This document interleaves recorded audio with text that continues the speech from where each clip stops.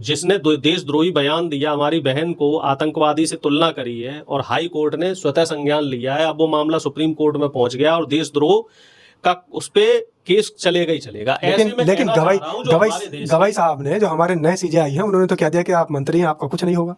वो तंज कसा है कि अरे मंत्री हैं, आपका क्या होगा, क्योंकि बीजेपी के जितने भी मंत्री जिन पे करप्शन के चार्ज हैं अब तक उन पे कुछ। सवाल ये उठता है कि राहुल गांधी को आखिर जरूरत क्या पड़ी, बिना परमिशन लिए, बिना किसी को जानकारी दिए कैसे चले गए वहाँ? देखिए शादाब जी, आप तो काफ़ी सीनियर पत्रकार हैं और आपको जानकारी होगी कि राहुल गांधी जी नेता विपक्ष हैं। तो जब भी कोई नेता विपक्ष कहीं जाता है तो ऐसा नहीं कि वो यहाँ से टेलीपैथी से बैठा और दूसरी जगह पहुँच गया। एक प्रोटोकॉल होता है। मतलब टाइमिंग मशीन कह रहे हैं आप? टाइमिंग मशीन से टाइमिंग मशीन से कोई नहीं जाता कि अचानक पहुँच गए, बिना परमिशन के पहुँच गए। ये तो एक मीडिया नरेशन गढ़ रही है। हकीकत ये थी, चूँकि हम पार्टी के कार्यकर्ता है तो हमें मालूम है 1 महीने पहले परमिशन ली जाती है। शासन को बताया जाता है कि नेता विपक्ष का इस तरीके से यहाँ दौरा है, क्या प्रयोजन है, कितने समय का कार्यक्रम है, कितनी सुरक्षा व्यवस्था चाहिए। नहीं, एक तरफ अगर जैसे प्रधानमंत्री जा रहे थे, बात सुनिए जी, आप बात मैं पूरी करता हूँ। अब जब वहाँ पहुँचना था तो 1 घंटे पहले जिलाधिकारी महोदय का फ़ोन आता है कि सुरक्षा कारणों की वजह से आप यहाँ नहीं जा सकते। तो ये बात नहीं बताई इन्होंने, सिर्फ आधी बात बताई कि साहब बिना परमिशन जा रहे हैं, परमिशन ग्रांटेड नहीं है। जबकि 1 दिन पहले परमिशन थी और 1 दिन बाद ऐसा क्या हुआ कि जो कायर बीजेपी की गठबंधन सरकार है डबल इंजन की, वो डर गई। क्यों डर गई? आप उस चीज़ को भी समझिए। उस छात्रावास का नाम क्या है? अंबेडकर छात्रावास। हमारे बहुजन दर्शक समझें, अंबेडकर छात्रावास में राहुल गांधी जा रहे थे। क्यों जा रहे थे? क्योंकि वहाँ पे एक कार्यक्रम करना था, शिक्षा न्याय संवाद। ये भी दर्शक सुने, शिक्षा न्याय संवाद था। कोई धार्मिक संवाद होता तो शायद सरकार को दिक्कत नहीं होती। और वहाँ जिन छात्रों से मिलना था वो छात्र कौन थे? दलित थे, अति पिछड़े थे, आदिवासी थे, माइनॉरिटी के थे, गरीब थे, शोषित थे, वंचित समाज के लोग थे। और जो बहुजन समाज के लोग थे, उन बहुजन समाज के लोगों से राहुल गांधी जी शिक्षा संवाद कार्यक्रम में क्या बात करना चाह रहे थे कि देखिए, प्रधानमंत्री मोदी को जो उन्होंने 29 जून को संसद में भाषण दे के कहा था 2:41 पे कि प्रधानमंत्री मोदी को जाति जनगणना करवानी पड़ेगी, और वो जाति जनगणना हुई। अब वो जाति जनगणना में आगे क्या बात करना चाह रहे थे राहुल जी, इस बात के लिए जा रहे थे। तो उन्होंने बाद में कहा भी, आगे से जब नहीं जाने दिया तो पीछे के रास्ते से लड़ झगड़ के संघर्ष करके राहुल जी वहाँ पहुँचे और छात्रों से उन्होंने साफ तौर पे ये कहा कि जाति जनगणना होगी। उसके बाद आर्टिकल 15(5) जिसको पारित किया था मनमोहन सिंह जी की सरकार ने, लेकिन उसे लागू नहीं किया मोदी सरकार ने। 11 साल से लागू नहीं हुआ। अब आर्टिकल 15(5) क्या है, ये भी हमारे बहुजन दर्शक समझे। तो 11 साल से लटकाए हुए हैं आर्टिकल 15(5) को, तो बहुजन साथियों को बताएं फिर। 15(5) क्या है? 15(5) ये कहता है कि सरकारी संस्थानों में जिस तरीके से जो शैक्षिक संस्थान है वहाँ दलित, पिछड़ों और आदिवासी छात्रों को शिक्षा में जो एक रिजर्वेशन मिलता है 27% पिछड़ों को और 22.5% दलित और आदिवासी को, वही रिजर्वेशन यानी कि आरक्षण निजी संस्थानों में भी मिलना चाहिए। यानी कि जो तमाम स्कूल हैं, तमाम जो कॉलेज हैं, इंजीनियरिंग कॉलेज हैं, मेडिकल कॉलेज हैं और जो तमाम प्रोफेशनल यूनिवर्सिटीज़ और कॉलेज हैं, वहाँ भी रिजर्वेशन होना चाहिए। लेकिन मोदी जी दलित और पिछड़ों, आदिवासी, अति पिछड़ों को रिजर्वेशन नहीं दे रहे हैं। तो आपका कहने का मतलब ये है सीधा सीधा कि राहुल गांधी बहुजन समाज के छात्रों के हित के लिए वहां पहुंचे थे, इसलिए सरकार ने उनको रोक लिया। डर गई सरकार, डर गई सरकार, कायर सरकार है। और नीतीश जी तो कठपुतली मात्र हैं। कठपुतली क्यों है? क्योंकि ये नीतीश जी नहीं चाहते कि दलित, पिछड़ों और अति पिछड़ों की बात कोई विपक्ष का नेता करे। लेकिन उन्हें तो सुशासन बाबू कहा जाता है उन्हें तो। वो सुशासन बाबू नहीं है साहब, वो सिर्फ कुर्सी कुमार है। मैं शब्दों में संशोधन करना चाह रहा हूँ, सुशासन कुमार नहीं है, कुर्सी कुमार हैं। सिर्फ अपनी कुर्सी बचाए रहना चाहते हैं। और साथ ही राहुल जी ने एक और बड़ी महत्वपूर्ण बात कही है कि जो आरक्षण की 50% की कैप है, जो बाबा साहब ने संविधान में कहा था कि समय आने पर ये 50% की कैप हटेगी। यानी कि जब जाति जनगणना हो जाएगी, और बिहार की जनगणना क्या कहती है कि 85% देश में बहुजन है, तो ये 85% आरक्षण बहुजनों को मिलेगा।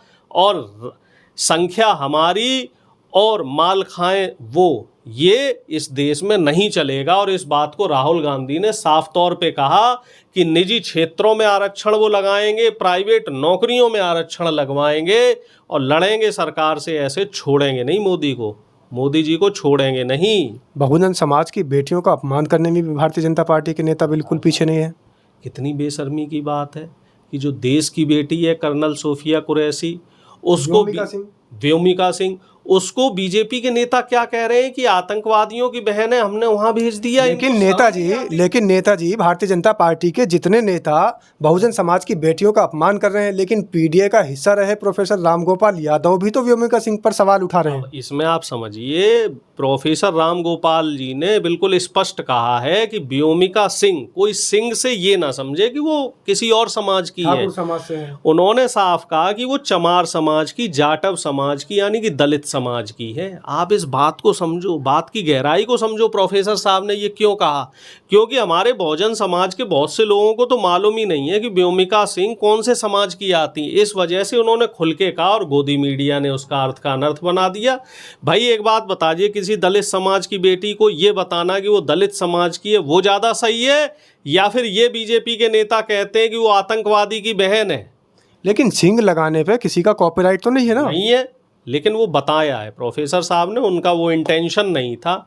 अब बताओ, एक उप मुख्यमंत्री है, कितनी मतलब बड़ी पोस्ट है, देवड़ा जी की बात कर रहे हैं। हाँ, और वो देवड़ा साहब क्या कह रहे हैं कि मोदी जी के चरणों के आगे सेना भी नतमस्तक है। मोदी जी को पता नहीं क्या बना के रखा है इन लोगों ने, और सेना को क्या समझ रखा है।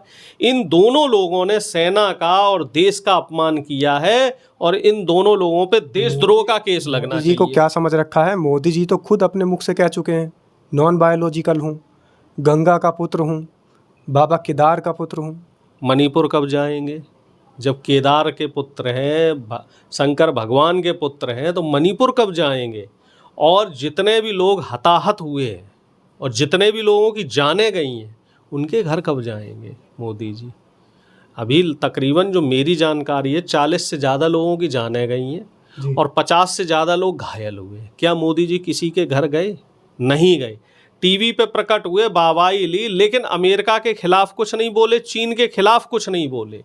हिम्मत है तो अमेरिका और चीन का बॉयकॉट करो ना। ये छोटे छोटे देशों के पीछे, तुर्की का तो बॉयकॉट कर दिया। अरे छोटे देशों के पीछे क्या पड़े हो मोदी जी? चीन का बॉयकॉट करो ना। चीन ने भी तो खुल के समर्थन किया था पाकिस्तान का, अमेरिका ने भी तो खुल के समर्थन किया है पाकिस्तान का। ये बहुजन जो हमारे देश का है, उसको आप भटका नहीं सकते। और अब तो मैं कहता हूँ कि जो बीजेपी के हमारे साथी हैं, अब भी समय है, आंखें खोल लीजिए। ये प्रधानमंत्री कोई देशभक्त प्रधानमंत्री नहीं है, ये व्यापारी है। इन्होंने कई वीडियो में कहा भी है कि इनके खून में, इनकी नस नस में व्यापार है, और इसी व्यापार की वजह से इन्होंने अमेरिका के आगे और पाकिस्तान के आगे घुटने टेके हैं, क्योंकि मामला आ रहा था अडानी पे। अच्छा, अडानी के ऊपर रिश्वत का मामला था। बात लंबी है, लेकिन हमारे दर्शक समझदार हैं, समझ गए होंगे। लेकिन बहुजन समाज अडानी को बचाने के लिए देश का सम्मान गिराया है। चलिए, अडानी को बचा रहे हैं, अडानी को बचाने के लिए देश का सम्मान गिरा दिया, लेकिन हमारे जो बहुजन समाज के लोग हैं, उनका जो महाबोधि मंदिर है बोध गया, वहाँ पर ब्राह्मणों ने पूजा शुरू कर दी, स्टार्ट हो गई वहाँ। देख लो, उस पर प्रधानमंत्री कुछ नहीं बोलेंगे।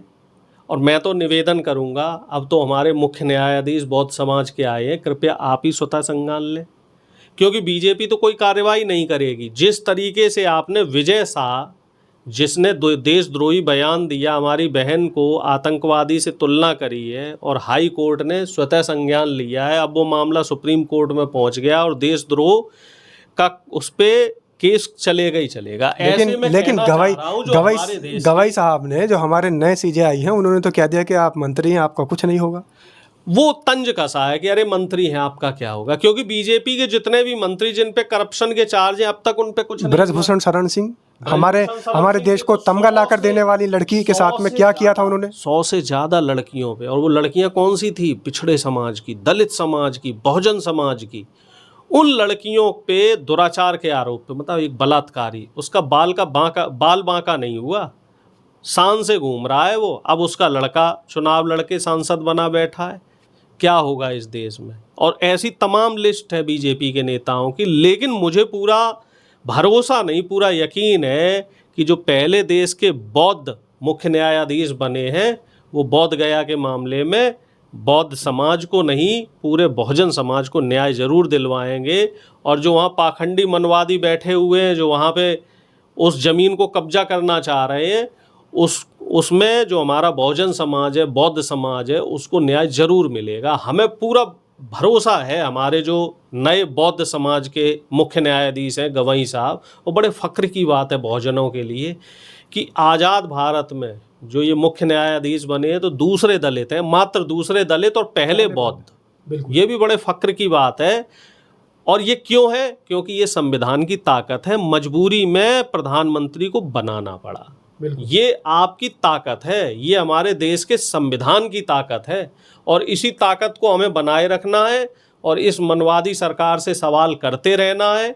और एकता अखंडता जो हमारी बहुजनों की है, इसको तोड़ना नहीं है, छिन्न भिन्न होने नहीं देना है।